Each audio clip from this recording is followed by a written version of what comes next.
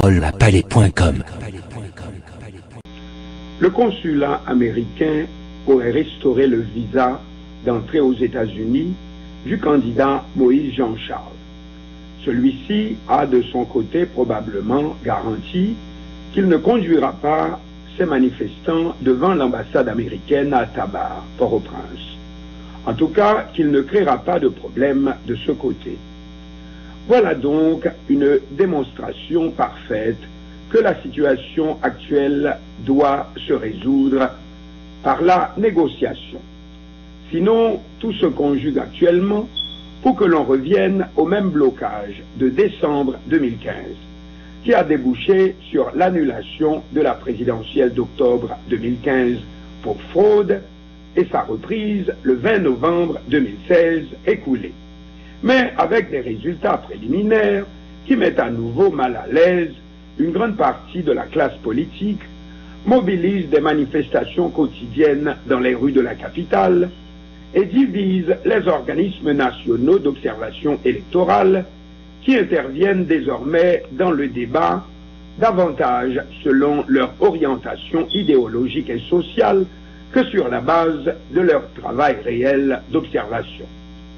D'autre part, alors qu'une vérification de procès-verbaux ordonnée par le tribunal électoral BCEN au bureau du contentieux électoral national se déroule au centre de tabulation des votes, CTV, une dispute éclate le jeudi 22 décembre entre les juges électoraux et les avocats des partis contestant les résultats préliminaires de la présidentielle.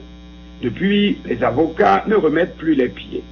Nous parlons de ceux représentant les candidats Jules Célestin Lapé, Moïse Jean-Charles Petite-Dessalines et Maryse Narcisse Famille-Lavalas.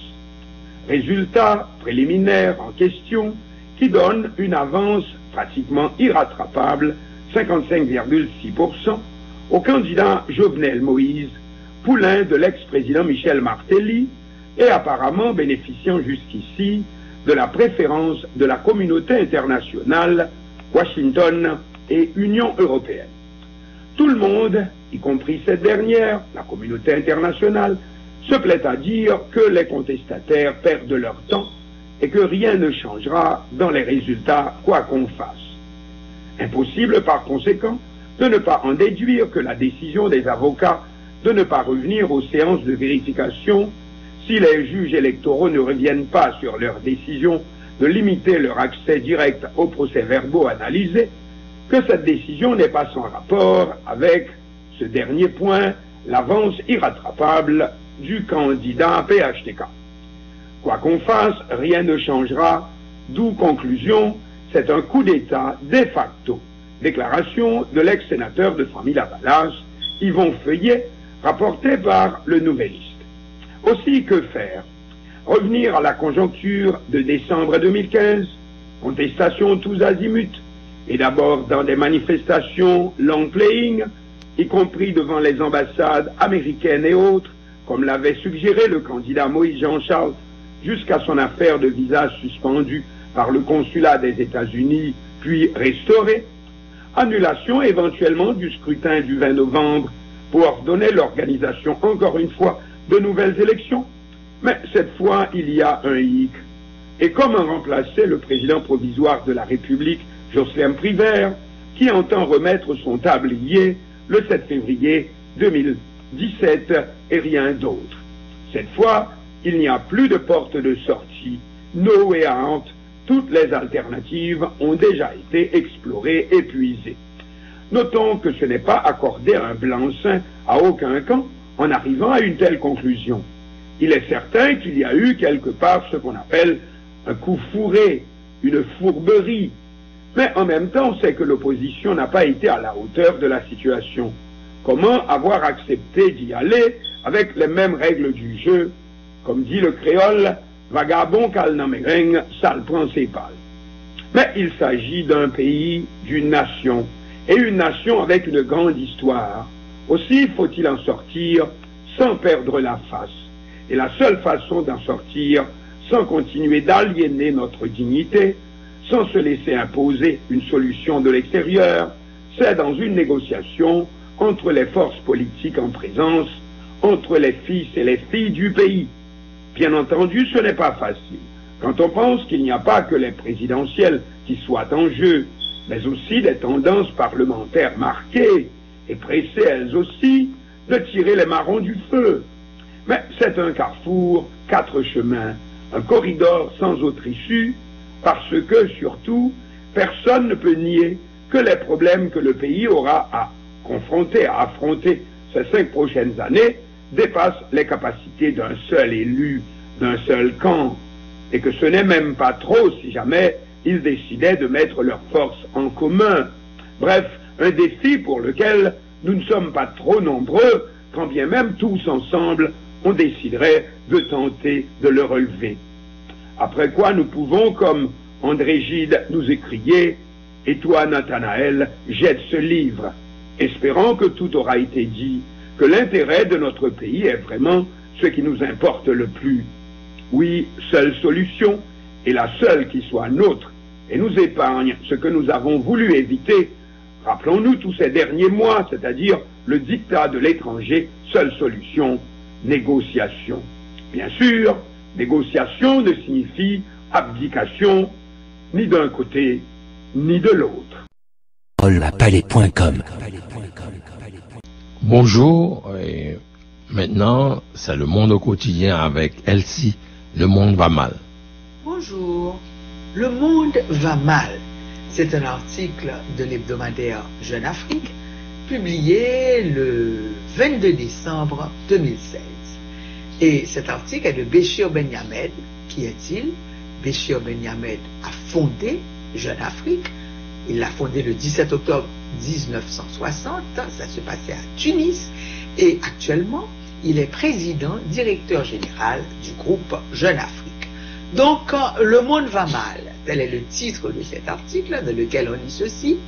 En Afrique, dans l'ouest du continent, un petit pays, la Gambie, retient l'attention de tous, car on craint qu'il ne soit le théâtre d'une grande, très grande crise.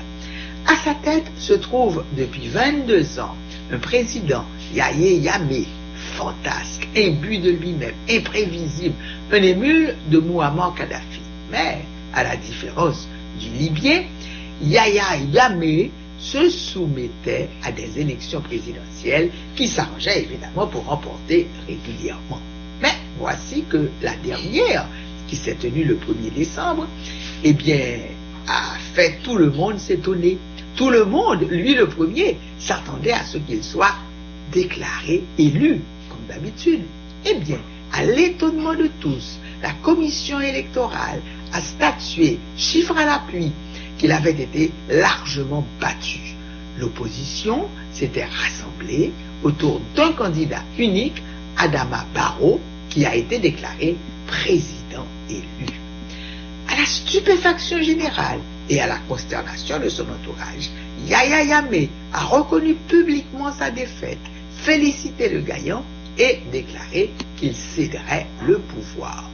Puis, il a disparu avant de réapparaître quelques jours plus tard, se saisissant du prétexte que les chiffres électoraux avaient été rectifiés par la commission.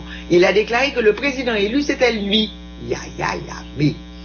Personne n'a été dupe, sauf peut-être lui-même et son entourage, habitué depuis plus de 20 ans aux délices et aux poisons du pouvoir, terrifié par la perspective de perdre ce pouvoir, et celle, agitée prématurément par l'opposition, d'être traduit en justice. La communauté internationale tout entière, l'ONU, l'Union européenne, le CEDEAO et pour une fois l'Union africaine le conjurent depuis plusieurs jours de revenir à la raison. Eh bien, en vain jusqu'ici. Et il y a tout lieu de craindre que, fort du soutien d'une partie de l'armée et des services de sécurité, il ne s'obstine dans son refus de passer la main. Lui et ses adjoints s'en sont déjà pris à la commission électorale.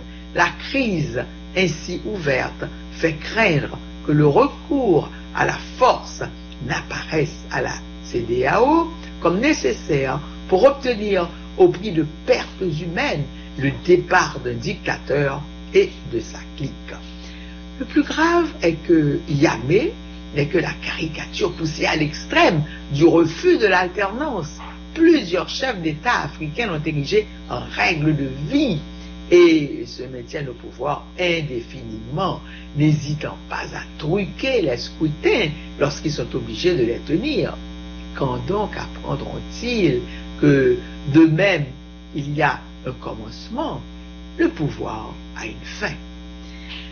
Dans un mois, plus exactement, le 20 janvier 2017, Donald Trump s'installera à la Maison-Blanche et sera pour 4 ans le président des États-Unis. On sait déjà par ses déclarations depuis qu'il a été élu le 8 novembre, mais aussi par le choix des hommes et des femmes qu'il rassemblera autour de lui pour gouverner, que la politique économique et les relations extérieures de la première puissance mondiale seront différentes de celles que nous avons connues depuis 20 ou même 30 ans. Il pourra dire à juste titre, le changement c'est maintenant. Je suis de ceux qui pensent que tout ne sera pas négatif et que le cocotier de l'establishment américain avait un petit peu besoin d'être secoué. Il sera intéressant de voir comment réagiront les contrepoids de la démocratie américaine pour atténuer la casse que sera nécessairement Trump, cet éléphant dans un magasin de porcelaine. S'entendra-t-il avec Vladimir Poutine, autant qu'on le dit et comme beaucoup le craignent? Jusqu'où ira-t-il de ses provocations à l'égard de la Chine? Quel traitement réservera-t-il à l'Europe? Rejettera-t-il l'Iran dans l'axe du mal? Verra-t-on se créer sous son égide un axe Israël, Arabie Saoudite, Égypte? Voilà pour 2007. Mais comment se porte notre monde à la fin de 2016? On dit un peu partout qu'il ne va pas bien. De quels maux souffre-t-il donc? Ou plus exactement, comment les gens perçoivent-ils les maux que subissent leurs pays? Pour le savoir, l'agence Ipsos Mori réalise des sondages mensuels dans 25 pays, dont malheureusement un seul africain, il s'agit de l'Afrique du Sud. Elle y interroge un échantillon total de 20 000 personnes et vient de publier les résultats pour le mois d'octobre 2016. Les sondés ne dénoncent pas forcément le mal dont leur pays est affecté, mais expriment le malaise qu'ils ressentent.